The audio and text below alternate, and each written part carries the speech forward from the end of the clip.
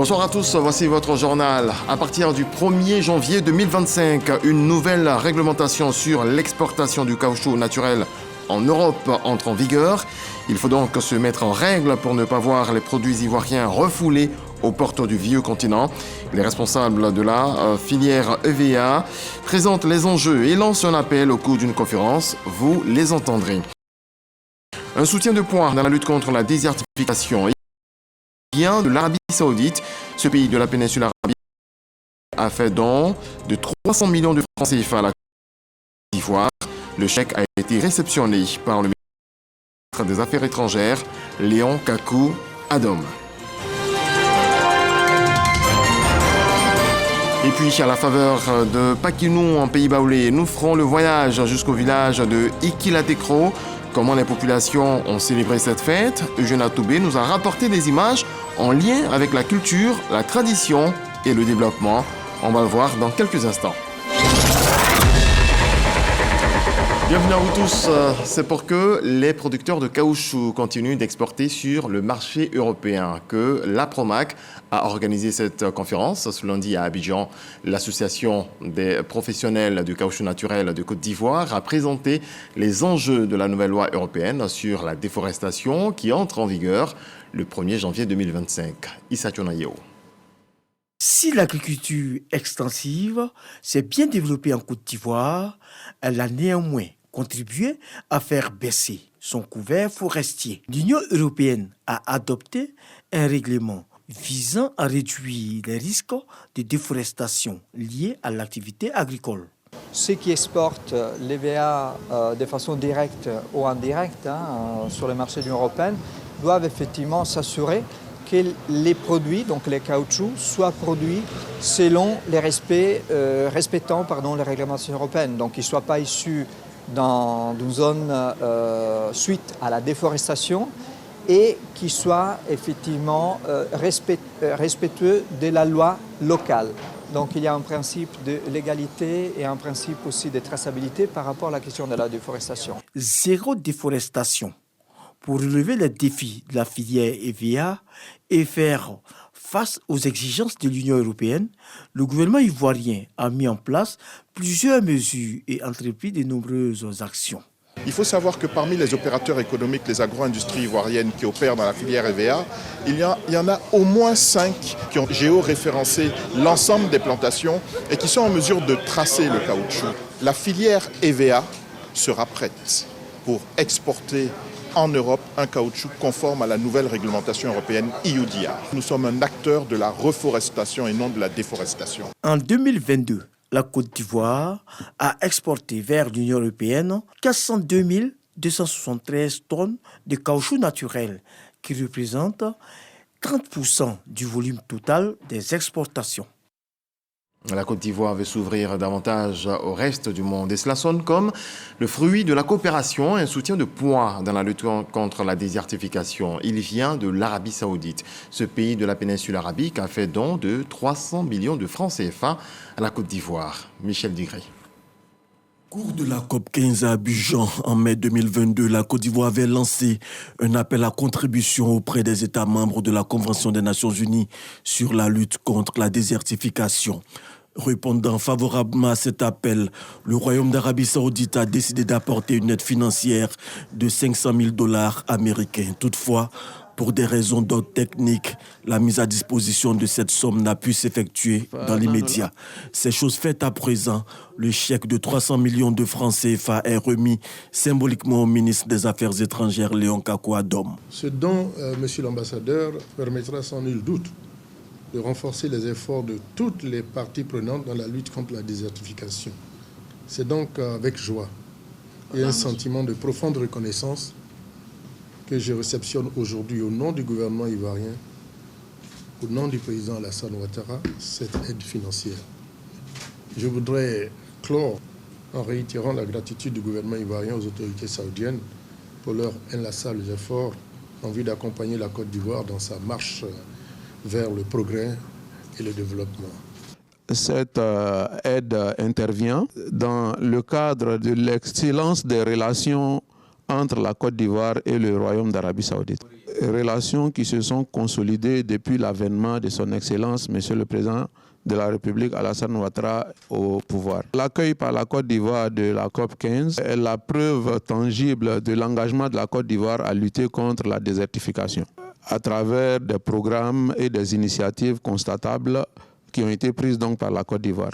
Depuis l'établissement des relations diplomatiques en 1993 avec l'Arabie Saoudite, la vitalité de la coopération se matérialise non seulement par des visites de travail réciproques des personnalités des deux pays, mais également par le financement de plusieurs projets structurants en Côte d'Ivoire à travers le Fonds saoudien de développement. Prenons la direction de Dimokro. La sous-préfecture a été ravagée par un incendie samedi dernier. Au lendemain donc du drame, le maire Adama Coulibaly s'est rendu sur les lieux. Les dégâts sont énormes. Des mesures sont explorées pour une reprise rapide du travail. On voit cela avec Eugène Atoubé. Sous-préfecture de Dimokro. Voici ce qu'il en reste après l'incendie qui l'a ravagé dans la soirée du samedi 30 mars dernier. D'énormes dégâts non encore chiffrés selon les autorités administratives et politiques locales. Le maire de Dimokro, Adama Coulibaly, accompagné du directeur général de l'administration du territoire, sur les ruines se sont fait une idée claire et précise du bilan qui se dégage de cet incendie que les sapeurs-pompiers ont vite circonscrit. Ce que nous avons constaté est vraiment triste, puisque le foyer de l'incendie, ça a été essentiellement le centre d'archivage, là où se trouvent en fait les registres. Et je crois que là, avec tout ce qu'on a constaté, ça nécessite qu'il y ait un travail de fond qui soit fait pour réhabiliter, à défaut reconstruire ou reconstituer tout ce qui a été fait. Je voudrais remercier véritablement les sapeurs-pompiers civils qui ont travaillé durement, qui n'ont ménagé aucun effort pour faire en sorte justement de venir à bout de l'incendie. Des témoins racontent qu'ils auraient vu des flammes s'échapper de la toiture de l'édifice ce samedi-là, aux alentours de 18 h. Aujourd'hui, les bureaux ne sont plus fonctionnels. Selon le sous-préfet Zagou Serge Rodrigue, le registre de l'état civil évalué à 1500, tous les ordinateurs et mobiliers de bureau ont été consumés par les flammes. Des mesures palliatives ont été explorées dans la perspective d'une reprise du service dans les meilleurs délais. Grand Laou va bénéficier de financement de la part de l'Italie à travers son plan Maté. C'est ce qui ressort de la signature de convention de jumelage entre cette cité des Grands Ponts et son homologue italien d'Ancona. Le maire Ali Sissoko a effectué le déplacement. Lanciné Bakayoko. Ancona, la capitale de la région des Marches, est située sur la côte adriatique italienne. La ville portuaire est connue pour ses belles plages, sa cathédrale Saint-Cyriaque perchée au sommet d'une colline. C'est avec cette belle cité italienne que le maire de Grand Laou, Ali Sissoko, a signé la convention de jumelage. Si on a ce type de partenariat, ça ne pourra que nous renforcer davantage par rapport donc à tout ce qui est activité en Côte d'Ivoire pour fixer les jeunes, donner l'emploi aux jeunes, créer de la richesse pour les femmes et puis surtout au niveau des infrastructures. La commune de Grand Laou entend tirer profit du plan Mattei activé, un plan doté de 5,5 milliards d'euros porté par le Premier ministre italien Giorgia Meloni. Le programme vise à encourager le développement économique et inclusif en Afrique, réduire les flux migratoires, solidifier les relations italo-africaines. Une aubaine pour Grand Laou confronté aux effets du changement climatique. Laou était une victime de cette situation de réchauffement climatique. Donc nous mettons en avant le développement durable, que ce soit au niveau de l'éducation, de la santé, des infrastructures routières, c'est tout cet environnement-là, mais tout ça dans le cadre du respect de l'environnement et du cadre de vie. Le maire de la commune de Grand Laou, Ali Sissoko, a profité de son séjour italien pour visiter les installations du port d'Ancona, rencontrer les opérateurs économiques ainsi que les investisseurs opérant dans l'agro-industrie. On ouvre le chapitre de la fête de Pâques avec ses explications sur l'œuf de Pâques, cette tradition chrétienne qui consiste à décorer un œuf. Comment est-ce qu'elle est perçue par le grand public? On voit cela avec Suleiman Donisangou. Des œufs remplis de chocolat fondu fait à base d'un mélange de sucre, de chocolat en poudre et de beurre de cacao. Les motifs représentent des prières et des vœux. Ces œufs sont souvent peints en rouge avec une décoction de prune ou en violet avec un colorant naturel. Marjorie Genda Joseph accompagne sa fille pour en prendre dans une pâtisserie. Je suis là pour venir prendre des œufs de Pâques pour ma fille qui a demandé ses œufs depuis longtemps au chocolat parce qu'elle a vu la dernière fois. Je pense que c'est une tradition un peu de la fête de Pâques. Je ne sais pas vraiment l'histoire derrière, mais voilà, on est là. Satisfaite, sa fille Sophia Kadjo ne manque pas d'afficher son intérêt pour les œufs de Pâques.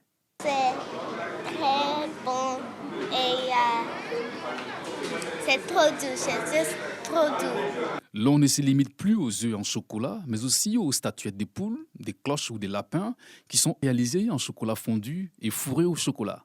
Généralement, quand on parle d'œufs de Pâques, ce sont des œufs en chocolat. Vraiment, c'est un vrai délice. Et il y a plusieurs entreprises qui confectionnent les œufs de Pâques. Quand tu dis Pâques, tu vois généralement les œufs. Ces œufs de Pâques sont cependant peu connus par certains. Moi, je ne connais pas trop sur les œufs de Pâques, mais j'ai déjà entendu sur eux que c'est bon, c'est très doux. J'en ai entendu, mais ce n'est pas trop mon truc parce que là, je pense que c'est pour les chrétiens et moi, je suis du coup musulman. Donc, j'entends parler, mais franchement, l'origine et autres, je ne vais pas chercher à savoir parce que là, je ne suis pas chrétien. L'histoire des œufs de Pâques remonte à la préhistoire, ce dernier étant dès lors un symbole de fécondité et de renouveau. La coutume d'offrir des œufs décorés, teints ou travaillés existait bien avant l'ère chrétienne. Mais c'est très probablement de l'interdiction faite par l'Église jusqu'au XVIIe siècle de consommer des œufs pendant le carême qu'est née la tradition des œufs de Pâques. Comme on ne pouvait empêcher les poules de pondre, on conservait précieusement ces œufs jusqu'à la fête de Pâques, à partir de laquelle il fallait écouler les stocks. Voilà, on reste dans le ton de la célébration de Pâques qui change de nom, Paquinou, pour parler de ces moments de retrouvailles dans les villages baoulés. Rendons-nous à Iki-Latekro pour voir comment se sont déroulées les festivités. C'est dans une ambiance bon enfant, nous apprend Eugène Atoubé.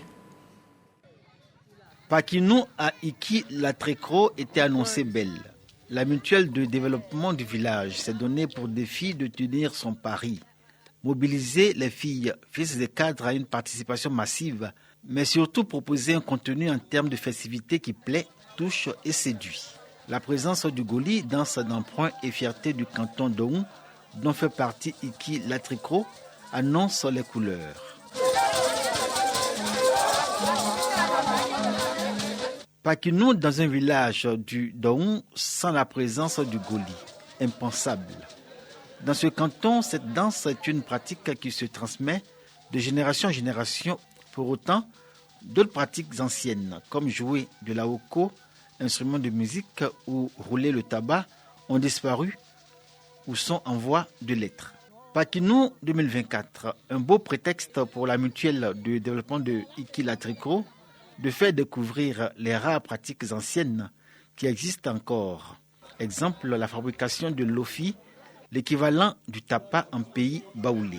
Ce pagne fait à partir d'écorces d'arbres est pour qui le met un élément d'identification et signe porteur de message. Signification de cette mime de la vieille dame, toute femme ayant perdu son mari est tenue d'attacher son ofi à partir de la date de fin de veuvage, afin que la communauté la reconnaisse comme veuve à chacune de ses sorties. Autre pratique ancienne que possède encore le village de Iki-Latekro, la filature du coton. Elles ne sont plus que deux femmes septuagénaires à en être les gardiennes.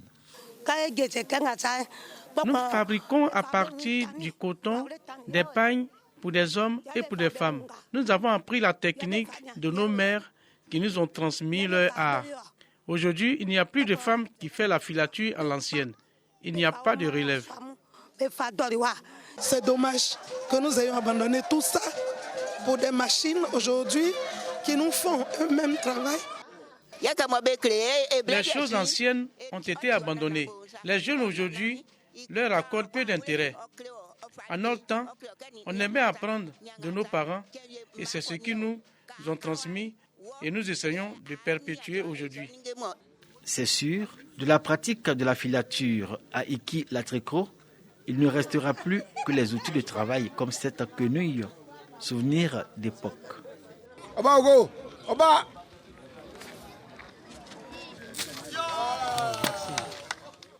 Les jeux de société traditionnels, autres attraits, et parmi eux, les objets de curiosité. Ce jeu, dont les règles sont expliquées aux enfants, est appelé Abaogo. Il met en présence 2 équipes qui peuvent être composées chacune de 2, 3, 4, 5 ou 6 personnes. Je lui lance et puis la trappe. Lui aussi, il me renvoie. On peut louper à tout moment. Quand ça rentre là, tu tires. Voilà, tu as marqué un point.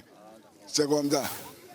Aujourd'hui, ce jeu rencontre peu d'intérêt au sein de la communauté. Ici, le lancer de toupie auquel les enfants sont exhortés à s'intéresser. Et c'est dans les grandes manifestations qu'on fait sortir ce jeu pour démontrer l'habilité de tout un chacun. Iki-Latrécro se targue d'avoir dans le village et parmi ses ressortissants de bons joueurs d'Awalé. De tous les jeux de société traditionnels, l'Awalé a pignon sur rue et il n'est pas rare que les enfants s'y intéressent. C'est un jeu qui permet aux parents de se distraire lorsqu'ils sont au village. Au moment où les dames sont occupées à faire la cuisine, et ils sont là, ils s'amusent. Pakinou 2024 à Iki-Latrécro, moment de retrouvailles, d'union et de partage. Au-delà de la réflexion sur le développement et le progrès dont ils sont appelés à être acteurs, les filles, fils des cadres de ce village, sont aussi invités à être conservateurs de leur patrimoine culturel, comme cette danse de réjouissance appelée le Ndolé. Voilà la fête dans plusieurs villages du centre du pays sous les regards du ministre Amédée Kofi Kwaku, président de l'association des cadres du Centre pour le développement. Partout où il s'est rendu, le message est le même. Faites confiance à la politique de développement du président Alassane Ouattara. C'est ce que nous rapporte Mama Traoré. La fête de Pâques, moment de retrouvailles en pays baoulé. C'est l'occasion choisie par le président de l'association des cadres du Centre pour le développement pour sillonner plusieurs localités. La tournée débute par Sakassou où Amédée Kofi Kwaku est le parrain de la célébration de Pakinou organisée par la Mutuelle de développement. Prochaine escale, Didiévi, où le ministre de l'équipement et de l'entretien routier assiste au festival annuel de la musique baoulé. Cap est ensuite mis sur Sungassou, village du département de Dimbokro, pour assister à l'intronisation du chef de village. Nanan Kwaku au sein d'eux. Le chef coutumier est exhorté à semer l'union et l'entente entre les filles et fils du village. Un chef sait toujours se mettre au-dessus. Que les populations soient bien, que les populations soient mal. Toi, en tant que chef, tu dois avoir la tempérance pour chaque fois, tout encaisser, pour que la paix règne dans ton village. Parce que sans la paix, il n'y a pas de développement. Et nous savons ici que tu as été choisi à l'unanimité. Donc la paix régnera dans ce village. Et ce village donc va aller en se développant chaque jour. À la tombée de la nuit, Yobouekro, village du département de Toumoudi, intègre la liste des localités électrifiées, de quoi rendre cette fête de Pâques inoubliable pour les habitants. En ce dimanche de Pâques, le président de l'association des cadres du Centre pour le développement a célébré la messe à la paroisse Saint-Pierre et Saint-Paul de Divo, moment d'intercession pour une Côte d'Ivoire prospère et en paix. À quelques encablures de la ville de Bokanda, le village de Dida Kayabo a marqué un arrêt en cette période de Pakinou pour exprimer sa reconnaissance au chef de l'État pour les actions de développement en sa faveur. C'est en présence du ministre de l'Emploi et de la Protection sociale, Adama Kamara. Kader Sogodogo. Place publique de Dida Kayabo, les populations de ce village situé sur l'axe d'Imbokro-Bokanda avec à leur tête le président du conseil régional du Nzi, Kofi Nguessan Lataï, président du conseil d'administration de l'IPS Segrae, rassemblés pour une journée de reconnaissance au président de la République Alassane Ouattara. L'événement est baptisé Pâques de la reconnaissance. Sur le plan des infrastructures et des équipements, l'axe d'Imbokro-Bokanda, colonne vertébrale de notre région, qui dans un passé récent constituait un calvaire pour les populations, a été entièrement repris jusqu'à Ananda. Aujourd'hui, la réalité est là. C'est lui seul, après Houphouët-Boigny, qui a fait de ce pays un pays envié. Parrain de l'événement, le premier magistrat de Congo, Berté Abdraman Tiemoko, directeur général de l'IPS Ségrae. Il se réjouit de l'hommage rendu à Alassane Ouattara et invite à la mutuelle de Dida Kayabo à l'entente et à l'union pour le développement du dit village. Aucune œuvre humaine n'est facile. En effet, vous avez un héritage important que vous devez sans cesse contribuer à faire croître dans le temps. Vous devez être constamment le reflet de ce beau village dans votre comportement, vos attitudes et vos initiatives. Patron de cette cérémonie, le ministre Adama Kamara. Il représentait également le ministre d'État Téné Birahima Ouattara au patron. Il félicite Dida Kayabo, Bokanda et Lunzi pour leur engagement aux côtés d'Alassane Ouattara. Le choix de ce moment spécial pour le peuple akan, pour adresser la reconnaissance au chef de l'État, son Excellence Alassane Ouattara, est la preuve manifeste que vous n'êtes pas indifférent aux actions du chef de l'État pour une transformation structurelle de notre beau pays. Oui, la Côte d'Ivoire, notre pays, vient de loin. Notre pays est devenu à nouveau un havre de paix et de fraternité et de solidarité agissante. Une nation écoutée et surtout respectée dans le monde. Récompense des vainqueurs du tournoi Téné Birahima Ouattara et la danse Kesedi de Ndayakuru ont été les temps forts de Pâques de la reconnaissance à Alassane Ouattara à Dida Kayabo.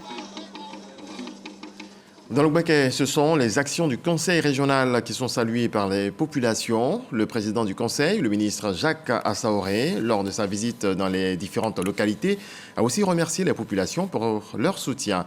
Christ Diomandé, à Boussanogo. Pakinou est aujourd'hui une cérémonie socio-culturelle par excellence pour les peuples du centre. À Mebo, village de près de 2000 âmes, situé dans le département de Bouaké, c'était l'effervescence. Pour marquer la fête du Pâques, un hommage est rendu à un fils de la région de Gbeke, le ministre de l'Environnement, du Développement durable et de la Transition écologique, par ailleurs président du Conseil régional de Gbeke, Jacques Assaoré Kona. On a entrepris le lotissement, nous avons essayé de réhabiliter bien sûr les latrines et nous sommes en train de nourrir nos élèves par rapport à la cantine, mais nous avons pris des dispositions pour construire même la cantine. Retrouvailles, ambiance. Le président de la mutuelle pour le développement de Mebo, Marc Kofi, est investi. Une confiance qui lui a été donnée par ses pairs afin de tracer les voies du développement de Mebo, direction Congo-Décro, à proximité de Bouaké. Là existe désormais une rue baptisée Atia Sébastien, du nom d'un des collaborateurs du ministre, qui a été honoré pour ses actions. Depuis 2016, nous avons entrepris l'éclairage public du village. Nous avons entrepris aussi la construction de l'école maternelle, la réhabilitation du foyer des jeunes, parce que la jeunesse rurale a besoin justement de travail. Et nous sommes en train de travailler avec le président du conseil. Ensuite, Cap-Su à Ounyanfoutou et Boukebo, dans la sous-préfecture de Languibono, dans la région de Gbeke. Joie et retrouvailles entre amis de longue date et villageois. C'est à la place Nana Kwasi Kofi que la danse Goli annonce les couleurs. À tout de rôle, chefferie, président de la mutuelle et cadres ont tous remercié le président de la République Alassane Ouattara pour le choix porté sur Jacques Assaoré Kona. Les parents ont tenu à m'honorer pour ma nomination en qualité de ministre, mais en fait c'est eux que je dois honorer. Parce que chaque fois que j'ai fait appel à eux, pour occuper des fonctions électives, c'est vraiment de façon massive qu'ils m'ont soutenu. Le village doit être uni pour qu'ensemble, nous puissions coordonner nos efforts pour aller vers le développement du village. Fils de la région, qui lui à son tour a exprimé toute sa gratitude au chef de l'État, Alassane Ouattara.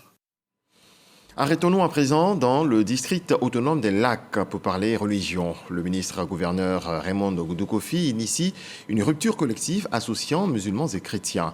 Kader Sogodogo. Le partage est une prescription divine. Il trouve tout son sens en période de jeûne musulman ou encore chez les chrétiens pendant le carême. Partager, c'est aussi faire preuve de solidarité. Cette recommandation est mise en application par Raymond Goudou Kofi, ministre-gouverneur du district autonome des Lacs. Repas pour la rupture collective qui réunit Atoumodi, musulmans et chrétiens. Des hommes de Dieu qui saluent l'initiative. Ce moment que nous avons passé ensemble, qui est un moment de communion et de fraternité, est justement une réponse que nous voulons apporter à ce message que Dieu nous envoie. Je suis d'autant plus heureux que cette initiative vient de Madame la ministre-gouverneure. Je m'émerveille devant une initiative pareille, mais en même temps je me dis, c'est cela la Côte d'Ivoire. Cette rencontre montre la cohésion. C'est très très important. Nous, religieusement parlant, en tant qu'imam, alors il y a notre prophète qui nous dit que Dieu aime ceux qui sont ensemble. Et donc, vivre ensemble, il n'y a rien de tel. Unir les cœurs pour porter les prières. Raymond Goudou Kofi est dans son rôle. Dans le mot partage, nous avons la cohésion, nous avons le vivre ensemble, nous avons la fraternité, mais surtout la paix dans nos cœurs. Et je pense que c'est la première chose. Si nous avons la paix dans le cœur, nous pouvons distribuer de l'affection, nous pouvons distribuer de l'amour. Dons de sucre, riz et autres vivres, l'élan de générosité de Raymond Goudou Kofi aura rendu de nombreuses familles heureuses. Le ministre de l'Emploi et de la Protection sociale, Adama Kamara, a offert 115 tonnes de vivres aux musulmans de la région du Kabadougou. Un don élargi aux structures départementales du RHDP. Godefroy Okamawa. Œuvrer au renforcement de la cohésion sociale dans la région du Kabadougou et surtout permettre aux couches sociales qui observent actuellement le temps de jeûne et de carême de traverser ces moments de pénitence dans de meilleures conditions. C'est ce qui justifie le geste du ministre de l'Emploi et de la Protection sociale, Adama Kamara. Il vient de faire don de 115 tonnes de vivres composées de sucre, du riz et du lait. Mais nous sommes aussi très heureux en tant que départemental de Bako d'avoir reçu aussi une dotation pour la délégation départementale qui va servir aussi à donner, à encourager les animateurs clés de département politique de Bako, c'est-à-dire le bureau départemental et le bureau des zones. Ce sont des gens qui travaillent, c'est du travail de bénévolat. Mais quand un responsable vient faire un don comme ça pour encourager les gens, pour dire que vous n'êtes pas oubliés, ça donne encore beaucoup de tonus aux gens, ça donne encore beaucoup de courage aux gens à travailler effectivement pour le parti, à travailler même pour la population. D'abord, je tenais à dire merci au président de la République, son Excellence Alassane Ouattara, pour la confiance qu'il accorde à nos différents cadres. Chaque année, on assiste vraiment à ces dons-là. Et cette année, il a fait encore fort. Je tenais à lui dire merci au nom de toute la jeunesse du Denguélé. Tous les départementaux jeunes du Denguélé lui disent merci pour ces dons. Les structures du RHDP ont également bénéficié du geste. Occasion de prier et de dire des bénédictions pour le chef de l'État, Alassane Ouattara, et pour toute la Côte d'Ivoire. On reste avec Godefroy Okamawa qui nous apprend que l'Union nationale des journalistes de Côte d'Ivoire, UNJCI, a procédé au lancement du prix Ebony 2023. Cette 25e édition se tiendra à Yamoussoukro les 26, 27 et 28 avril 2024. Regardons. Reporté pour diverses raisons, le week-end des Ebony aura lieu du 26 au 28 avril 2024 à Yamoussoukro, la capitale politique ivoirienne. Jean-Claude Koulibaly, président de l'Union nationale des journalistes de Côte d'Ivoire, UNJCI, sonne la mobilisation des journalistes pour la réussite de l'événement visant à récompenser l'excellence dans le milieu de la presse et des médias. La CAN s'est déroulée dans la période du mois de janvier jusqu'au mois de février. Et ensuite, après la CAN, il y a ce qu'on appelle les moments de pénitence de nos amis chrétiens, catholiques et musulmans. Faire Ebony en cette période, c'est vraiment exclure une bonne partie de nos consoeurs et confrères. Dit que Ebony, c'est la fête des journalistes. Nous invitons tous les journalistes membres de l'UNJCI à être à Yamoussoukro pour participer à la fête des Ebony. Face à la presse, le président de l'UNJCI a donné les grandes articulations relatives à cette célébration. Le thème choisi cette année, journaliste face au défi de l'intelligence artificielle. Nous invitons les uns et les autres de venir à Yamoussoukro pour participer à ce panel de haut vol, pour nous permettre vraiment de dégager des pistes de solutions. Parce que la prochaine menace pour notre corporation, c'est bel et bien l'intelligence artificielle.